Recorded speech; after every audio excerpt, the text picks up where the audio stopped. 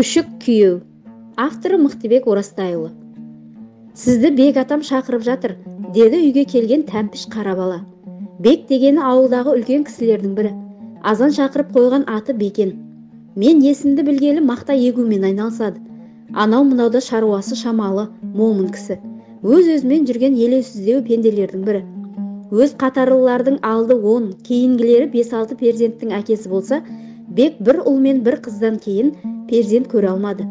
Тағы да тууға жеңешеміздің денсаулығы көтермеді. Ол кісімен анау айтқандай араластығымыз жоқ. Кездессек амандасып қана өтетінбіз.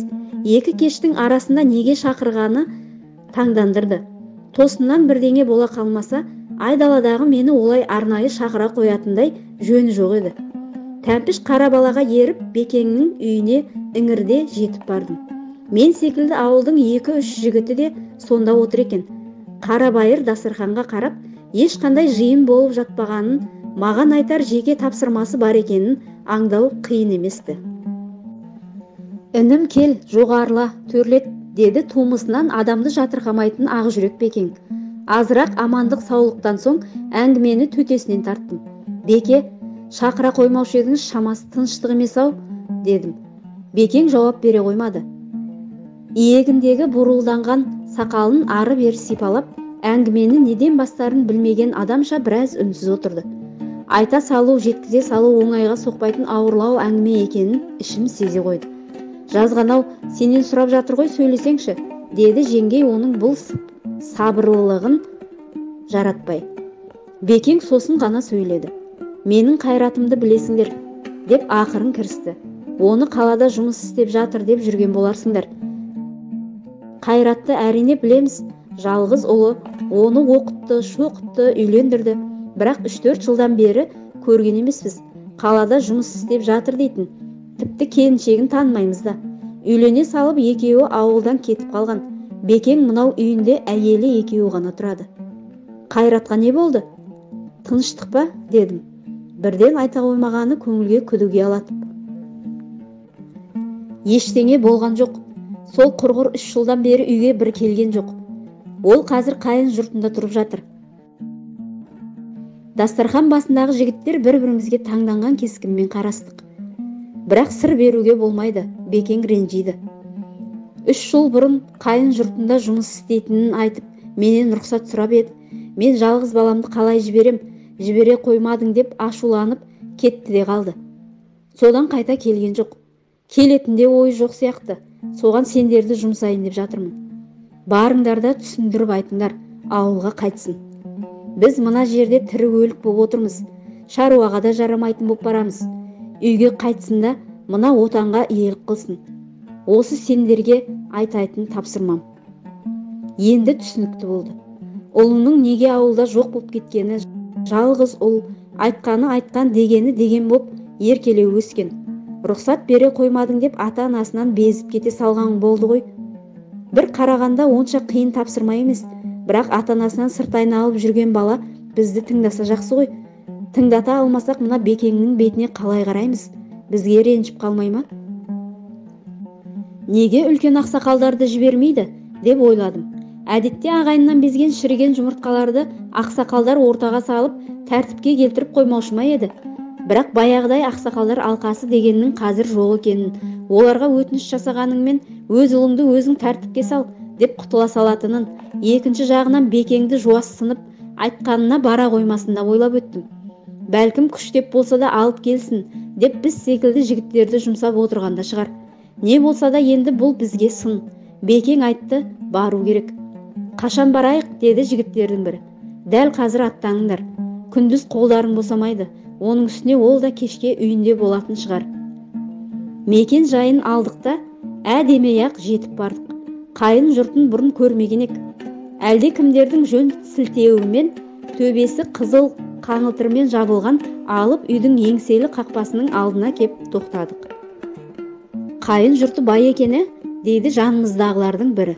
Оны қоя тұрш, қалай шақырып аламыз, деймін ішке кірудің өзін уайымдап. Мынадай соссаң да қолың жетпейтін биік қақпа мен биік шарбақтың ішіне кірудің өзі ойландырып қояды екен. Есігін ашсаң, арғы жағынан мылтық ұстаған күзетшілер алдыңды кес-кестейтін сықылданды.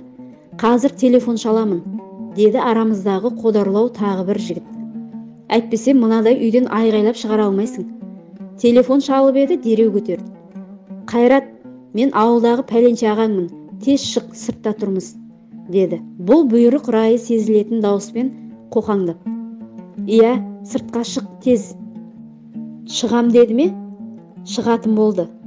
Үлкен қақпа ауыр қозғалды да есік ақырын ашылды. Өзімізге таныс Қайрат шыға келді. О, ағалар қайдан жүрсіздер?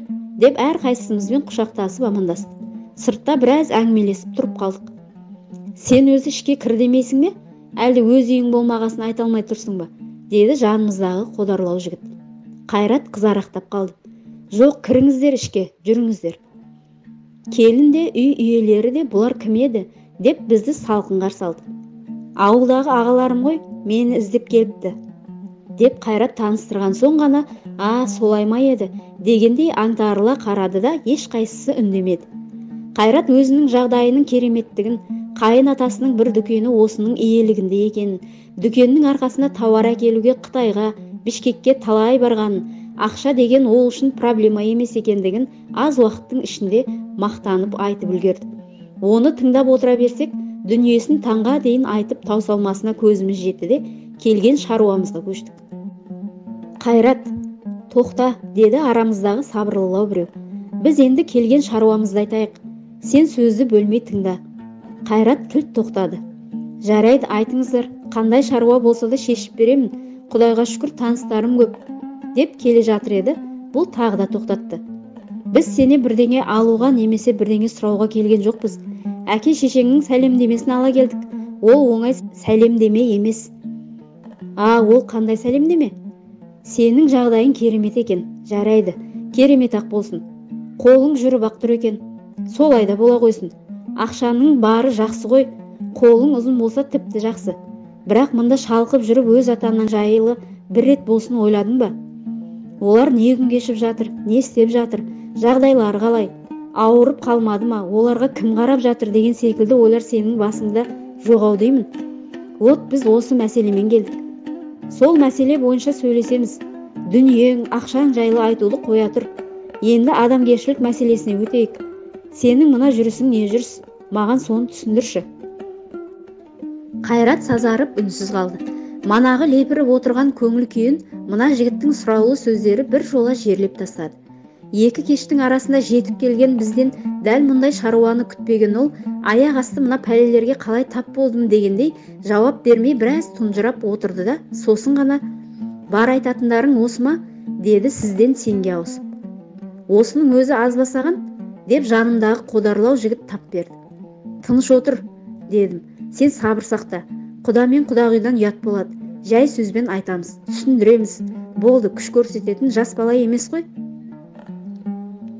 Ағалар, деді Қайрат, бар айтатындарың осы болса, онда менен жауап күтпеңдер. Қайта бергендерің дұрыс. Біз тоқтай қоймадық. Жоқ, біз әлі айтып болған жоқпыз. Әке шешең ауылда екеуден екеу ғана тұрып жатыр. Ел құсап немерелерін ойнатқысы келеді. Келіннің шайын ішкісі келеді. Қолын жылы суға малып отырғысы келеді. Жастары да келіп қалды. Баяғы әкең мен шешең деймісің, ертелі-кеш мақтаның арасында жүре беретін? Осы жерде күтпегенде Қайрат шарт кетті. Міне дұрыс айттың. Олар мақтаның арасында жүргенден басқа не бітірді? Маған не әперді, не көрсетті?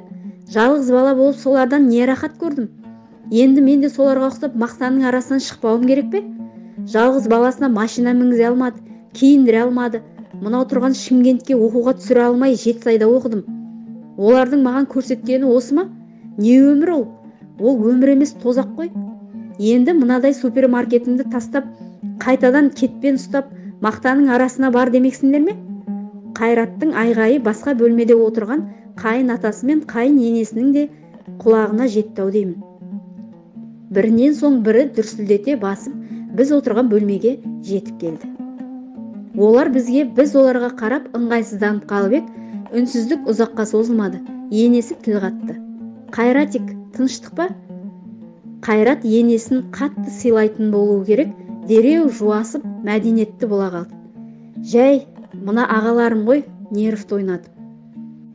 Енесінің жүзінде сұрқиялық пайда болды да, Бізге ала көзімен ата қарады. Бұлар кімдер дедің? Ағаларың ба? Ағаларың болса баяғыдан бері қайда жүр? Енді саған дүние, машина біткенде сен керексініп қалып па? Үшеуміз бетімізден отымыз шығып бір-бірімізге қарадық. Қодарлау жігіт бірдеңе дегелі келе жатыр еді, екінші жігіт қолымен жасқап тоқтатты. Кешіріңіз құдағи, бізге мұның дүниесі керек емес, бізге мұның өзі керек, әке шешесіне керек. Сосын сіздерден өтініш, Қайратпен оңаша сөйлесіп алайық, сосын өзіміз-ақ үйге қайтамыз, жарай ма? Бізді ала көзімен тағы бір атты да, тап бір айтылуы қиын сөзге зорға тілі келгендей әзер дегенде мақұл деді. Ағалар, деді Қайрат оңаша қалған соң, мені әкетем деп әуре болмай-ақ қойыңыздар. Мен қай жерде жағдайым жасалады, сол жерде жүремін. Қайын жұртымнан өмірімде көрмеген жақсылықтарды көрдім. Мұндай жерден кете салатын ақмақ емеспін. Қазір заман сондай. Ақшаң бар болса ғана адамсың. Негізі бізде де сөз қысқарып қалған еді. Бұған қанша айтсаң да дарымайтынына көзіміз жетіп болғанды.